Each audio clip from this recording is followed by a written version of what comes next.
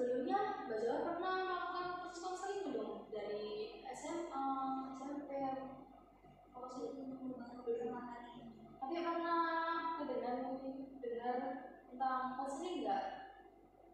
Cuma sekedar tahu nama konseling aja sih, tapi nggak tahu berjalan lagi. Sebelum lanjut ke proses konseling, Ibu akan menjelaskan apa itu proses konseling ya. Nah, di sini tuh proses konseling adalah di mana konseling meminta bantuan dan konselor. Nah, konselor itu ibu sendiri dan konselor adalah Mbak Zawa. Nah, ibu ini hanya sebagai fasilitator atau sarana saja untuk bisa menyiapkan solusi Mbak Zawa. Jadi yang mencari solusi adalah Mbak Zawa sendiri dan ibunya hanya fasilitas saja. Nah, dengan itu membantu dengan menggunakan teknik-teknik tertentu Mbak Zawa.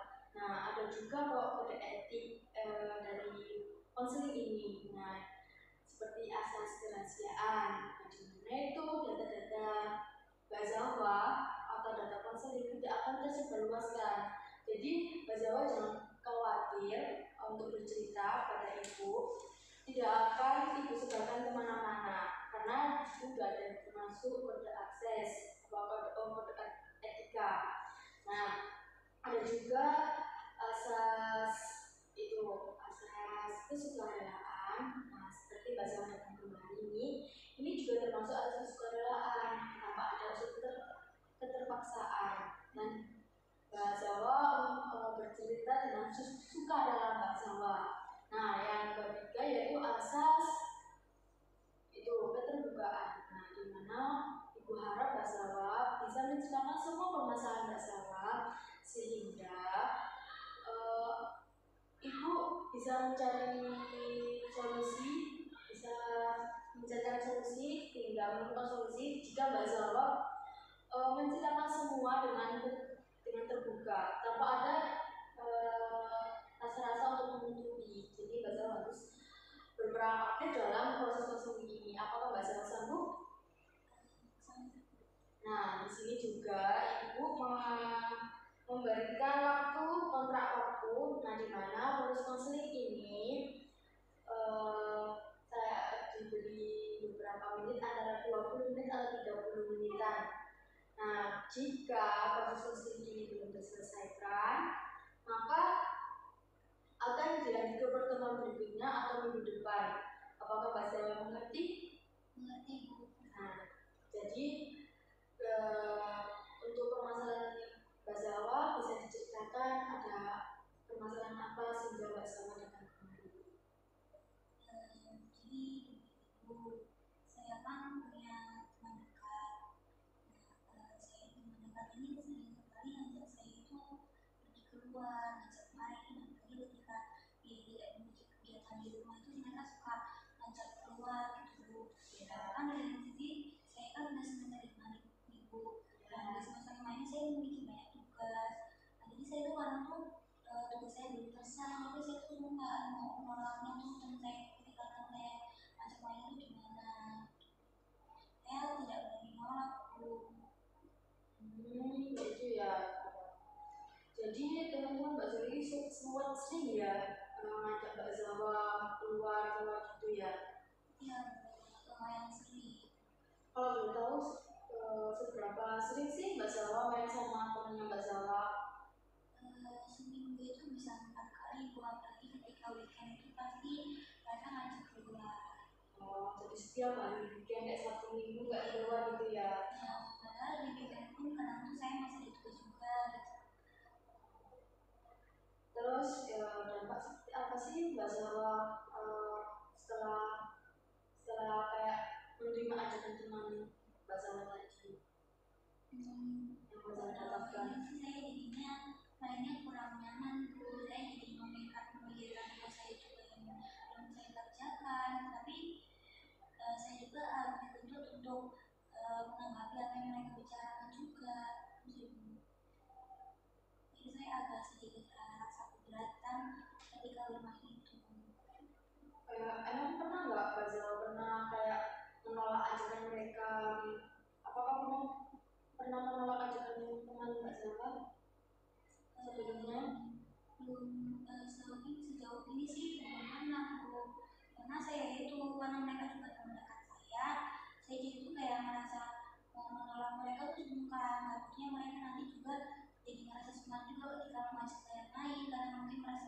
kiranya saya sibuk terus, jadinya akhirnya nanti hubungan kita jadi renggang, jadi jarang ketemu atau gimana.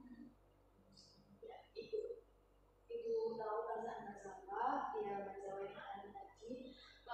Cukup berat sih juga kalau menolak ajakan teman ya, apalagi teman dekat yang sering membantu kita, jadi kayak gak enak, takut nanti dalam pertemanannya tadi tidak nyaman atau hubungannya masih renggang. Apakah begitu Mbak Zawa rasanya?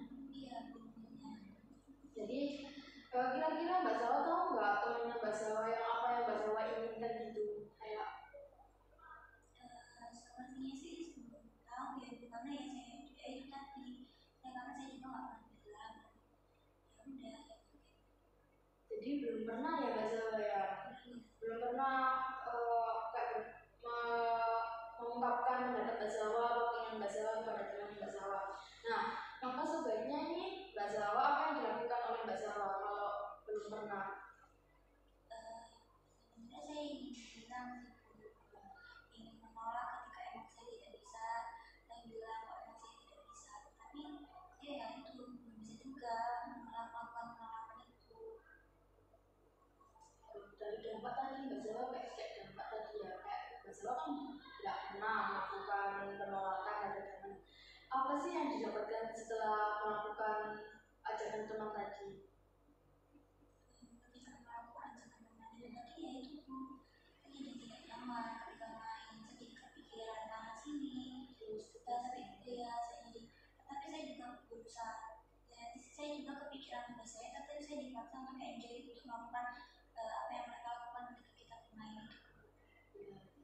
Jadi tadi tugasnya berserakan ya, sampai diajak Sabtu Minggu diajak juga, jadi tugasnya belum terselesaikan juga ya Mbak Zawa.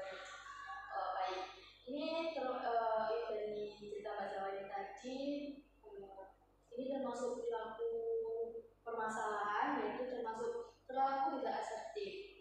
Nah, di mana Mbak Zawa tidak bisa menolak ajakan teman tadi ya. Emang kalau perilaku yang asertif itu seperti apa ya? Perilaku asertif itu Mbak Zawa bisa menolak atau mengungkapkan pendapat Mbak Zawa atau keinginan Mbak Zawa tanpa menyakiti perasaan orang lain dan secara tegas, tanpa menyakiti perasaan teman Mbak Zawa tadi. Jadi Mbak Zawa bisa menolak tanpa menyakiti. Gitu ya, untuk saya ingin begitu kepada teman saya, tapi caranya itu seperti apa? Mungkin di sini dari Mbak Zawa ceritakan tadi, mungkin teknik asertif ini cocok untuk Mbak Zawa, pembahasan Mbak Zawa. Nah, Ibu akan menjelaskan apa saja yang perlu dilakukan untuk melatih Mbak Zawa ini agar bisa berperilaku asertif. Nah, yang pertama yaitu mencari keadaan yang menyebabkan Mbak Zawa ini tidak bisa mengungkapkan pendapat dan keinginannya. Nah, yang kedua yaitu perbedaan perilaku asertif dan tidak asertif. Nah, terus yang ketiga itu bermain peran. Nah, Ibu ini akan memberikan umpan balik kepada Mbak Zawa, akan memberikan contoh-contoh perilaku yang baik. Nah, yang keempat itu pelatihan atau praktek. Nah, terus yang kelima yaitu pengulangan. Mbak Zawa perlu untuk melatih atau mengulang agar bisa mengaplikasikan kepada teman Mbak Zawa tadi. Nah, yang keenam yaitu Ibu akan memberikan tugas, yaitu tugas rumah untuk Mbak Zawa. Nah, di sini Mbak Zawa bisa mengidentifikasi permasalahan Mbak Zawa, yaitu permasalahan yang Mbak Zawa hadapi tadi. Bisa ditulis. Jadi saya menulis perilaku asertif dan asertif. Ya, kan tadi Mbak Zawa kan nggak bisa menolak pertemanan Mbak Zawa. Nah, Mbak Zawa bisa mengidentifikasi yang mana perilaku yang asertif dan mana yang tidak asertif. Menolak secara asertif dan menolak secara tidak asertif. Ya, tentunya. Nah, ini juga memiliki video untuk Mbak Zawa seperti apa contoh perilaku asertif dan tidak asertif. Bisa dilihat di bawah ini. Untuk video pertama, kita akan membahas tentang apa sih pentingnya asertif dan bagaimana caranya untuk menjadi asertif. Penasaran? Yuk langsung kita bahas aja. Sebelumnya, kalian tahu nggak asertif itu apa? Asertif adalah kemampuan mengkomunikasikan apa yang kita pikirkan dan rasakan dengan tujuan agar lawan bicara dapat memahami apa yang kita bicarakan tanpa harus menyakiti perasaannya. Lalu, bagaimana caranya agar kita dapat berkomunikasi dengan baik untuk menyampaikan pendapat tanpa harus menyakiti perasaan orang lain? Hal pertama yang dilakukan untuk menjadi asertif adalah dengan memiliki mindset tujuan agar orang tersebut dapat mengerti apa yang kita katakan. Caranya adalah yang pertama, menyampaikan pendapat dengan lebih percaya diri, seperti mengekspresikan pikiran dan perasaan dengan jelas kepada lawan bicara. Contohnya nih, kalau kamu diajak pergi sama temenmu dan kamu ngerasa capek, bilang aja kamu capek, bukannya males pergi-pergi. Yang kedua, jangan ragu untuk menolak atau berkata tidak pada hal yang gak kamu setujui atau gak kamu suka. Contohnya, ketika ada temanmu yang ingin meminjam uang untuk jajan, dan di lain sisi, kamu ingin membeli jajan untuk dirimu sendiri, dan uangmu tidak akan cukup untuk dibagi dua. Akhirnya, kamu memilih untuk menolak permintaan temanmu. Hal seperti ini mungkin akan membuat sedih lawan bicaramu, tapi hal seperti ini tidaklah salah kok. Kamu memiliki hak atas uangmu dan memilih untuk menguntungkan dirimu terlebih dahulu. Keadaan seperti ini bisa bersifat situasional ya teman-teman. Jadi, gimana teman-teman? Sampai sini dulu, apakah sudah cukup mengerti?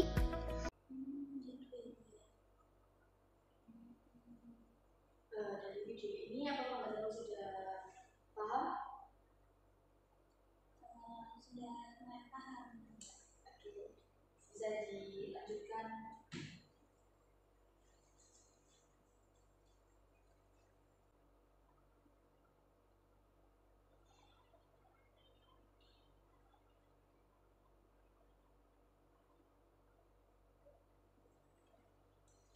Sudah. Bisa dibacakan gimana contoh perilaku asertif dan perilaku tidak asertif. Kalau secara asertif, kalau menurut saya itu seperti maaf ya, aku lagi punya tugas. Gimana kalau main ada aja bisa belum selesai tugas, atau mungkin kalian bisa duluan aja, nanti waktu setelah aku selesai ngerjain tugas aku susul. Oke. Kalau yang tidak asertif, aku lagi punya tugas sih sebenarnya, tapi ya udah nggak apa-apa ya. Tapi sebenarnya saya itu dulu yang seperti biasanya waktu main nggak merasa nggak nyaman, jadi ngerasa kepikiran banget. jadi begitu ya. Jadi Mbak Zara udah tahu mana yang asertif dan mana yang tidak asertif. Baik. Nah, Ibu beri contoh kayak seperti ini. Ibu mau pinjam uang Mbak Zara, tapi Mbak Zara gimana perilaku asertif dan gimana perilaku yang tidak asertif, dari mulai asertif. Nah, aku mau pinjam uangnya, Zara aku kan duitmu kok. Kalau saya pinjamkan. Iya, kayak kalau menolak, Karena saya tidak ada uang itu. ya, ya aja kan asertif kan menolak tanpa menyakiti perasaan orang. Kayak menolak gimana? Maaf ya, enggak ya. Maaf ya, aku tidak ada uang. Kalau aku pinjamkan seadanya dulu, Kalau yang tidak asertif, aku sebenarnya mau pakai uangnya sih, tapi gara-gara ini kamar berdua. tapi di dalam hati kayak ya aku uangku tinggal sedikit gitu kan ya. Tapi ada juga bedanya nggak sama antara asertif sama agresif.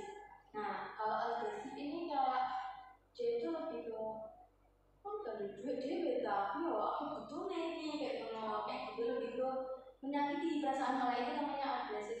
Jadi hampir hampir setara lah antara tidak asertif sama agresif. Jadi tidak asertif pun ada batasannya. Iya. Jadi Mbak Zara di sini sudah, tapi Ibu harap juga untuk mengulang ini latihan tadi, dan Ibu harap bisa mengaplikasikan ke teman Mbak Salwa. Nah, nanti Ibu akan memberi tugas untuk Mbak Salwa. Nah, dari ini tadi Mbak Salwa sudah termasuk bagus, sudah termasuk paham gimana asertif dan tidak asertif. Jadi Ibu nanti Ibu kasih tugas untuk Mbak Salwa, yaitu Ibu, apakah Mbak Salwa sudah mengaplikasikan kepada teman Mbak Salwa atau belum? Di sini apa ya? Di sini pendapat dari konseling ini apa yang didapatkan oleh Mbak Salwa? Saya jadi lebih lega sih Bu, sudah mengulangi gimana cara mengaplikasikan kalau seperti lain. Saya jadi paham gimana cara menangkapnya, bagaimana cara menangkapnya lebih baik, bagaimana cara mengawalnya ada batasannya supaya tidak agresif menyakiti teman saya itu. Jadi Mbak Salwa sudah tahu kan gimana cara untuk menolak ajakan teman tanpa menyakiti perasaan orang lain, dan Mbak Salwa sudah termasuk sudah paham antara asertif dan tidak asertif. Dan Ibu harap untuk pertemuan untuk berikutnya atau minggu kedepannya Mbak Salwa bisa mengaplikasikan teknik tadi kepada teman Mbak Salwa. Jadi saya mempraktikkan ini selama minggu ke depan gitu ya? Iya, bisa. Jadi setelah 1 minggu itu saya melakukan vaksin lagi. Kalau Mbak Salwa sudah mengaplikasikan kepada teman Mbak Salwa, mungkin itu tugas rumah untuk Mbak Salwa, cukup untuk sesi ini saja. Jadi tidak ada sesi berikutnya. Kalau sudah mengaplikasikan kepada teman Mbak Salwa, kalau belum, ya mungkin akan melakukan proses konseling lagi. Ya. Makanya Ibu harap Mbak Salwa bisa mengaplikasikan kepada teman Mbak Salwa. Ada perlu ditanyakan lagi untuk mengenai proses ini? Sepertinya sudah cukup ya. Kan tadi kan udah Mbak Salwa udah bisa mengenal perilaku teknik assertive training kayak gimana, dan Ibu harap juga untuk bisa mengaplikasikan kepada teman Mbak Salwa. Mungkin untuk pertemuan kali ini Ibu anggap sudah cukup ya, karena Mbak Salwa sudah tidak ada pertanyaan lagi. Jadi Ibu akhiri untuk perkuliahan ini, dan waktunya mungkin tadi kan sudah ada kontrak waktu dari awal tadi ya Mbak Salwa. Jadi Ibu akhiri, dan Mbak Salwa sudah tidak ada pertanyaan lagi. Itu saya pamit dulu ya Bu. Ya, karena sudah sore juga. Ya, Selamat malam sampai rumahnya. Ya, makasih. Kalau boleh minta nomornya juga Mbak ya, nanti untuk buat tanya tugas tadi loh Mbak. Oh iya. Apa aku sudah mau aplikasi apa dulu? Saya kan di sini saya.